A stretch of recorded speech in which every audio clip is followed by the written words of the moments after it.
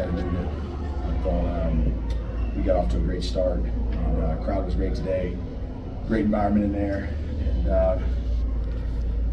game plan was to hold those guys from the three-point line. They're making 13 threes a game at 47%. We hold them to 4 for 13, and probably could have done a much better job there. But our interior play was, pathetic at best in the second half specifically, and unfortunately didn't play with enough physicality down there to win and separate a game where we had a decent little margin for a lot of the second half. And so, give them credit for throwing a punch there in the last quarter of the game, and unfortunately, from missing 11 free throws to giving up that many second chance points again, it's just not the mental toughness that you got to have to be able to win high-level basketball games. And we got to look internally. I got to look at myself. I got to look at the whole thing and figure out what we have to do to make sure that we're able to handle the physicality that obviously they're letting them play with. And if they're going to be able to put hands on us all game, then hey, we got to adjust to that, and we got to figure that piece of it out. But we can't just turn the ball over and let those guys, run out and put the ball in the backboard for easy baskets. Coach, you mentioned the second chance points.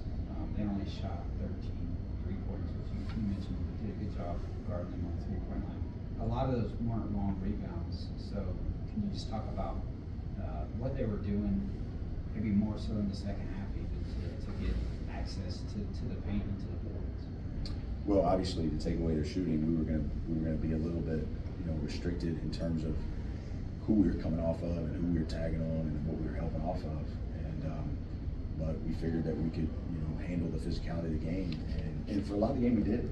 It felt like it was intensified in the second half, and we weren't able. I thought the ball got too deep down there. I thought the ball was getting into the post too easily. Ball screen D to start the game was really active. I thought our hands were active, and then our drops were effective and efficient and fast, and then all of a sudden we just were kind of slow, weren't up to touch. When it's hard, and being committed to details is hard, especially when you're tired. And that's where my frustration lies. And clearly, I got to coach it better, and I got to hold guys more accountable. But you can't go out there and miss 11 free throws, which continues to just be mind-boggling. We both shoot 28 free throws. They make 25. We make 17. It's a difference of 7 free throws right there. You lose a game by 4, right? Like, you can talk about all this stuff, but you just go up there and have the mental toughness to make free throws. You win the basketball game. We're feeling a whole lot better. And I mean, let's say we don't make all of them, but let's say we make 7 of them. Well, now all of a sudden, you got 78 points, and you're right there at 80, and you feel like you're good offensively, and you feel like you got a big win. But instead, we threw 11 up there that missed. And unfortunately, when you look at it, man, in games like this, you got to hit your free throws. Coach, this team's been through a lot of emotions this week, and did you get kind of a sense like when you went up by 16 or whatever it was in the first half, it was like maybe a sense of your team can finally breathe a little bit, maybe, or did they get tired from coming out the way they came out? I don't know. I mean, I didn't get a sense that we necessarily relaxed. I think Chattanooga kind of ratcheted up a little bit. They started pressuring a little bit more, and they probably did a little bit better job getting to their bench than we did. And we had a couple guys that I didn't think were mentally ready to play at the level. I mean, listen, like, league games are different now. Like, there's a mentality that you have to play with these league games with. You can't come out there kind of half in, half out. Like, you got to be ready to compete. And we're best when we can play 9 because of how we play, the tempo of what we play at. And I felt like in the heat of the game, did we get fatigued a little bit? That's probably fair, because we probably undersubbed, and that's on me. Ultimately, I make those decisions on who goes in and out of the game. But we got to make sure we have a whole. If we're gonna play 9, got to be ready to play, and we got to be ready to attack the mindset of the game. And starters got off to a great start. There's no doubt about that. Like, it would be a great start. I think how we were guarding them kind of caught them a little bit by surprise. Dan's a really good coach and kind of settle in. They go big. They're like, hey, we're just going to try to smash them down here, and then they did. And then I thought we survived it. I thought they threw a couple blows, and then we responded back. They threw a blow, we responded back, and then on that last one, maybe I got to watch it on tape. Maybe it was fatigue, but man, they sure did. I mean, they whipped us in the box. I know that Furman won the points from turnover stat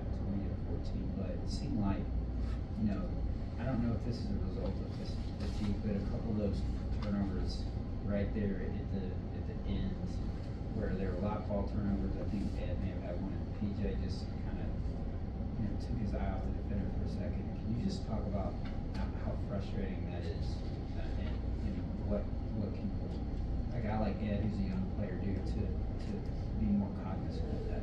Yeah, I mean, I think that there's two types of turnovers in the game. There's turnovers and there's shot turnovers, bad shots. And, when you look at these stats, they got 15 points in fast breaks, we got 4. And so when you look at that, typically when you look at 15 fast break points, you're going to see a bad shot, which is usually the first pass of their transition offense. They're running out on us. Or you're going to see a turnover. And I thought our turnovers were loud, just took the ball from us, just not strong with the ball. And, I got to watch it and see the contact. I mean, I know they were handsy and they were up on us, but, we also, if we want to be the team that we want to be, we got to be able to handle some of that. And you got to drop some pressure. You got to put the ball down. You got to put it on the deck. And if they're going to get into you, you got to go by them. And unfortunately, I didn't think we handled that well. We tried to space the floor with Garrett a little bit. And, we got into a little rhythm there. And then, but unfortunately, we couldn't find a good enough groove. It felt like we should have been in the paint more. We should have been able to drop some of that pressure more. And, but we weren't able to do it. Coach, do you get, obviously one play doesn't make a difference in any game, but I thought kind of a big play was where they called Davis Mulner for his 4th foul on a play where it appeared like Cooper Bowser was the primary defender. And I thought maybe the 2-1 and the 1-2 got messed up in translation or something. Were you giving any kind of explanation on that? Because it was Mulner's 4th with about 8 minutes to go, I believe. He was been playing really well at that point. And obviously he has to come out where it is Bowser's 2nd. I just was curious about, did you get any kind of explanation on that call? No, I mean, no, I didn't. And every time I asked, they just tell me, hey, this is what they saw. Looked like they had a kid step out, his foot on the line when he hit the 3. And I mean, I can't wait to see the clip of PJ. I mean, I don't. It's an act of shooting when the whistle goes up. So I don't understand how that. I don't get that. But whatever, man. Like, it's just one of those situations where that stuff's out of my control, and yeah. Whatever. I mean, they didn't miss 11 free throws for us, and they didn't give them 12 offensive rebounds, and they turned into 17 points. So, I don't want to be the one sitting up here faulting for it, but I am curious to see that call, because obviously the game's on the line. When that shot goes up and he's clearly shooting when the whistle goes. So, I think that's an unfortunate situation right there. Coach, as Scott mentioned, it's a pretty up and down roller coaster type week. Can you just talk about preparing this team to go on the road to be a mine into Mercer, and just what the mindset and what the mentality will be given that practice? Well, I mean, it's not super complicated. There's going to be ebbs and flows to seasons, and we're not gonna lose our minds.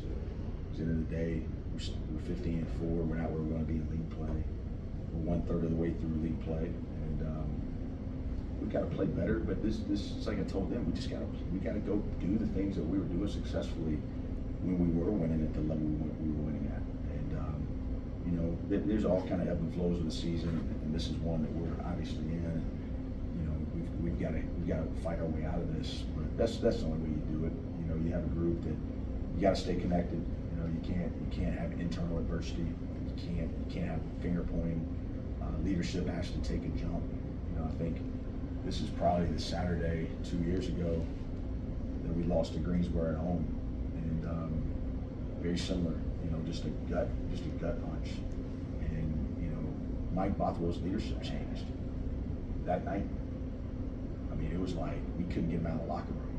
He's texting me that night, like, it was bad. And basically he took it upon himself, like, this is changing. And I can't remember how many we won in a row, but we went on a run there. And if we won 7 or 8 in a row, I can't remember exactly what it was, but he decided he wanted things to be different. And we had to go on the road for that too. We had to go up to Chattanooga, and we found a way to win that game. Very similar game of the night, back and forth, football game. And I thought, our player leadership changed through that adversity. And right now, when things are good and we're ahead and things are going well, we've got a pretty good rhythm to us. We got great people. We got great character on this team. But when teams make runs, especially, the emotion of league play and how people are playing people, we have a tendency to get a little quiet. We have a tendency to kind of look a little bit surprised.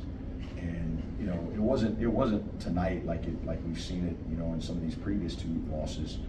But it's got to be a little bit more like we got to have some players that are stepping up and saying, hey, this is how we have to go play. Like, enough's enough. We got to go make a run, and then they got to go out there and do it. And so look, I got total confidence in this group. I mean, this is what seasons are about. Like, you find out a lot about yourself when you lose a game, and we're gonna find a lot about ourselves. We're gonna, like I said, we've got ultimately way more good than bad, but we've hit this little patch where, this game tonight could have gone either way. This is a 50-50 game, two great teams battling out. We led for 35 minutes of the game. They led for 420. I mean, those are the ones that kill you. Those are the ones that hurt you. So for 35 minutes, we did a lot of good stuff. But for 4 minutes and 20 seconds to give them the lead and let them come in our home floor and beat us, we didn't finish the game well. And that's what this team has done well. This team has finished. And, tonight we didn't. So, I'm disappointed. I'm mad, just to be honest with you. I'm furious, actually. But that doesn't mean I'm discouraged that this team can't respond. What my frustration is I know we're better than this. And I know we can play physical. I've seen us play physical. And I've seen us lead well, right? I've seen us make free throws. Like this is a good group of guys, but at the end of the day, we gotta go do it. And look, you don't like who you are, change what you do. Right? That's just how life works. Change what you do. Don't change what you say. Don't change what you want to, hey, whose fault is it or who you blame. Just change what you do. And boxing out is not a complicated deal, but you got to do it. And so for us, we got to make them do it. And this point of the year is hard because, you got to worry about bodies and people getting frail, and all of a sudden, obviously you got to worry about loads and things like that. But we're not getting to where we want to be in March when we have to be at our best. If this team doesn't understand we have to play physical, we got to play with an edge. We got to make sure we protect that paint, and we got to protect that rim, and we can't just ask Ed and PJ to go chase around their two best players and let these other guys get layups on us and offensive rebounds on us and foul, right? We can't do that, and we got to be better, and I trust we will be. Coach, unfortunately, it was not the results that you guys wanted to see tonight, but you did really have some incredible support from your fans. Being a little deeper into the season now, can you speak on the turnout of your fans being here at the Well?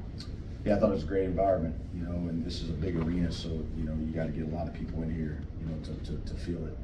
And, man, it was a great Saturday afternoon, and that's part of what's frustrating about it. You wanted them to be able to walk out of here, see a win, and especially, in an arena like this. I mean, like I said, you gotta give them something cheerful. And so, our fan base has been great dealing with this transition, and we're almost 2/3 of the way through it. And I think everybody's kind of gotten adjusted to these are the games downtown, and this is what it is. But yeah, it was a great Saturday afternoon. We needed a few more free throws, and we needed a few more defensive rebounds, and we had a great day.